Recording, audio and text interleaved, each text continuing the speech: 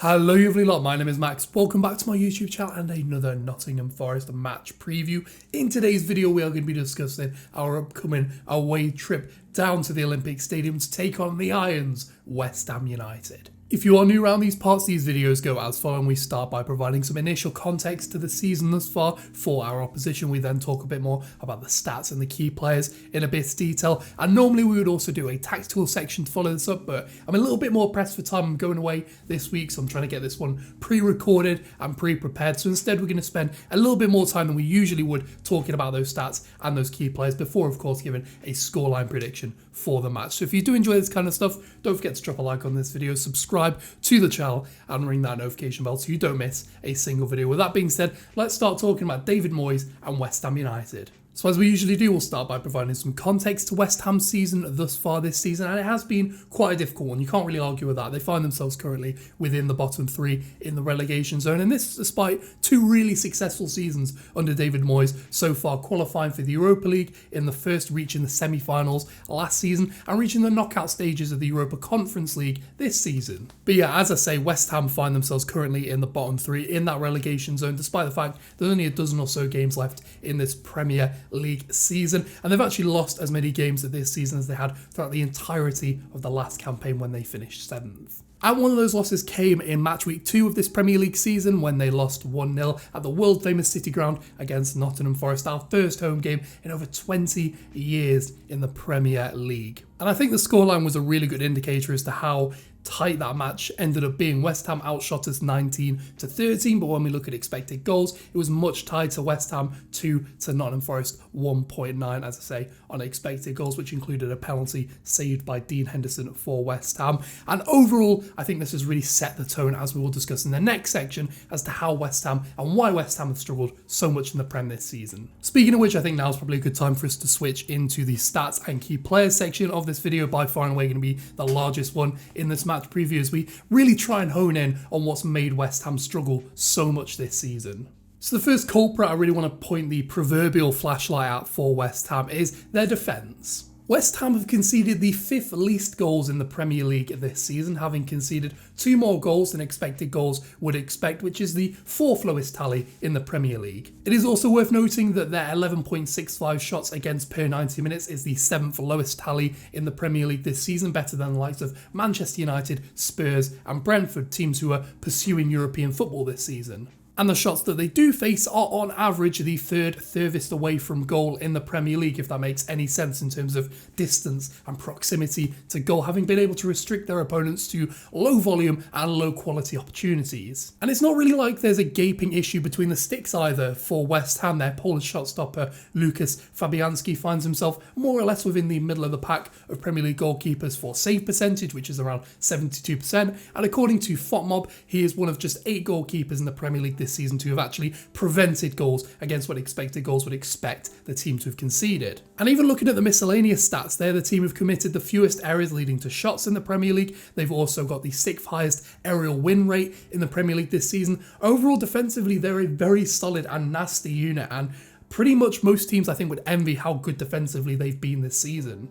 So the next suspect in our lineup is a complete 180 on the previous one, as we look to dissect and analyse the struggles West Ham have had in their attack this season. West Ham have scored the 3rd fewest goals in the Premier League this season and are pretty largely underperforming their expected goals, which is the 12th highest tally in the Premier League so far. And it's not for the want of trying either. West Ham take around 12.75 shots per 90 minutes on average, which is the 8th highest tally in the Premier League this season, making them one of few shot positive teams in the Premier League, meaning they take more shots than they concede, which is a really good indicator for a team that should be really in the mid-table positions this season. Of course, as the old adage goes, location, location, location, and West Ham shots on average are the 2nd furthest away in the Premier League this season, and seem to support a really common thread of, despite the fact they do get shots and quite a large volume of shots, they are shots of generally inferior quality to teams in and around them in the sort of position they're at in the Premier League table. And the thing is, when they do get chances, they're not exactly the most clinical. They have a 5% conversion rate in the Premier League this season, which is by far and away the worst alongside Wolves this season, and leaves them in a position where they can't really finish the chances that they do actually get. And we're looking at a more talent-based level when we talk about the talent that West Ham have in their forward line. Us Forest fans know how deadly and effective a player like Mikel Antonio is. His great movement, his ability to bring other players into play, and his boundless amounts of energy to get in behind the back line. What he's not necessarily the strongest at is creating something from nothing. He's not a great creator, and he's not the kind of player who you can sort of rely on to get sort of consistent attacking output. Of course, injuries to the likes of Gianluca Scamacca, Lucas Paqueta and Maxwell Cornet haven't really helped this West Ham side too much, which has left quite a lot of pressure on the shoulders of the 32-year-old to be the main man again for West Ham this season, alongside Jarrod Bowen, who I think is very much in a similar vein, although when you look at his numbers, he does create a fair amount of chances for his opposition. He's obviously good at getting goals. He isn't, again, too involved in build-up and is very more or less effective in the final third. You're not going to see him building up too much like Antonio, and I think that's maybe where West Ham have seen some struggles. And that kind of flashes back to a previous player we were just mentioning there, Lucas Paqueta, who was brought in as probably the ideal number 10 for West Ham. He was fantastic for Lyon last season, but he's been deployed in a much deeper position for West Ham when he's been able to be fit and get on the field for the Irons. He's creating barely over a chance per 90 minutes, just 13 chances created in the Premier League this season. And like I say, he's been used in a deeper role in which he can sort of connect play, dictate the tempo, progress from deeper positions, get the ball into the final third, because West Ham really lack that kind of quality in central midfield. Declan Rice is the only player I can think of in a central midfield position who really offers ball progression, both from carrying and passing the ball. Souček, very one-dimensional. Flynn Downs is good, but not the best. I think Paqueta has been necessitated to play deeper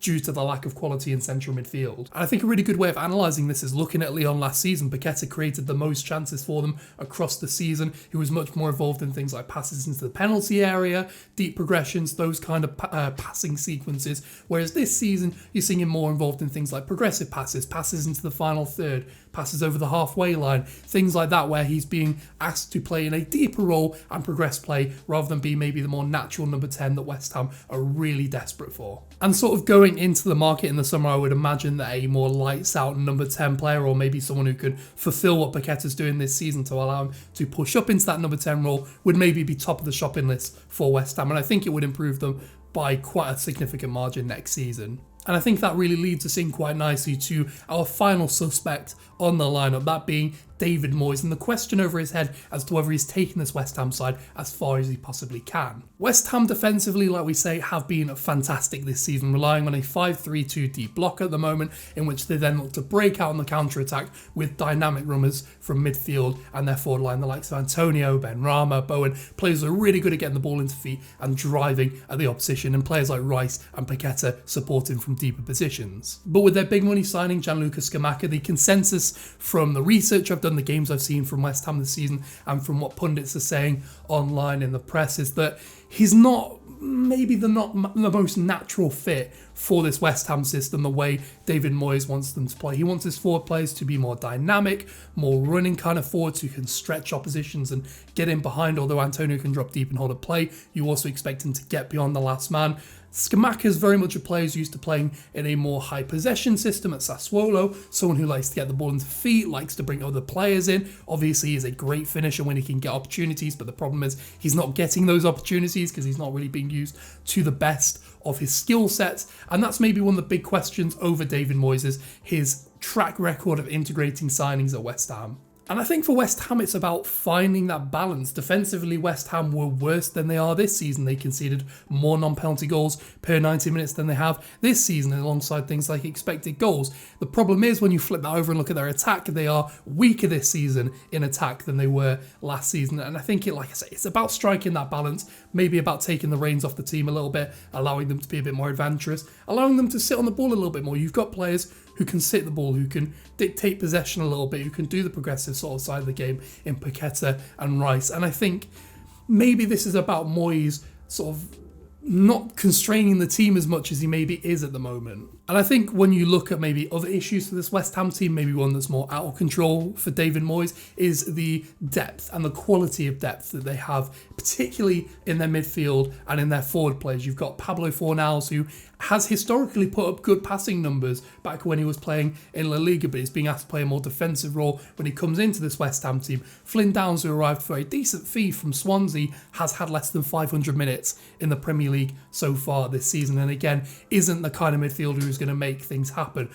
Thomas Souček is a really good midfielder at certain aspects of his game, really good in the air, decent defensively, but again, in build-up isn't a particularly valuable asset to that West Ham midfield. And you look at the attack, very much similar issues, and I think that's maybe where the owners, despite the fact they have spent quite heavily in the last few windows, need to invest at building a squad, especially when you're competing in four fronts like they have this season in the Europa Conference League and the 3 domestic competitions in England. So my summary of this West Ham side is that, yeah, Moyes probably needs to go. I think he's probably seen out the best he can from this West Ham side. I certainly think he's probably taken them as far as he can. I think West Ham should maybe look at getting a more progressive manager who can get the most out of the attacking talents that they have. But it's also on the owners a little bit. I think they need to put their hands in their pockets and spend in investing into a side, not just individual talents, but into a complete unit of players. Especially, like I mentioned earlier, you're playing on 4 fronts this season. You're regularly wanting to compete and get into European competitions.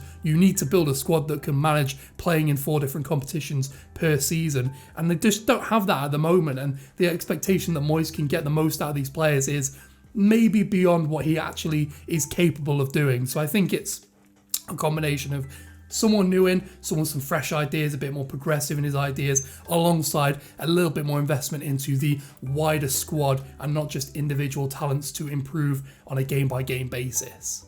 So apologies, this has been more of a report or an essay on West Ham so far this season. I just think it's really interesting to see, despite the fact that underlying numbers are pretty good, they're a mid-table side on most metrics, the West Ham have struggled so much and find themselves in the relegation zone, despite 2 really successful seasons going back under David Moyes. And it seems as if Moyes' job is on the line if you listen to some reports online, and that it would be a shame considering the success he's had at the club over the last 3 or so seasons. Realistically, if he's unwilling to change, if he's unwilling to be a bit more expansive and progressive in his play, there's better options on the market, and I think West Ham could do a bit better. But generally, I don't think he's done a bad job this season. I just think it's a case of making a few tweaks here and there to improve the side and investing in a deeper squad. So for the scoreline, I am going to go for the 3 points away from home for Forest. I think this is, like I said in the intro, the best time for us to be going to West Ham, to be facing them. They are in a really torrid run of form at the moment. At home, they're actually not that bad. It's away from home they've struggled, but at home their record still isn't amazing. I think with the high-flying feeling at Forest at the moment, thanks to that late draw against City and the sort of downtrodden mood down at West Ham at the moment under David Moyes, I think it really lends itself to us potentially getting a goal and maybe nicking the 3 points to take back up to the City ground. I'm going to go for a 1-0 win. I reckon Brennan will get the goal, maybe a Gibbs White assist, which would be quite nice. And I think that's a pretty good report on West Ham so far this season. If you did enjoy this, don't forget to drop a like on this video, subscribe to the channel whilst you are down there, and ring that notification bell so you don't miss these match previews. And let me know your score predictions in the comment section down below. With that being said, thank you so much for watching. Enjoy the game if you're going down there, Reds. I will catch you later.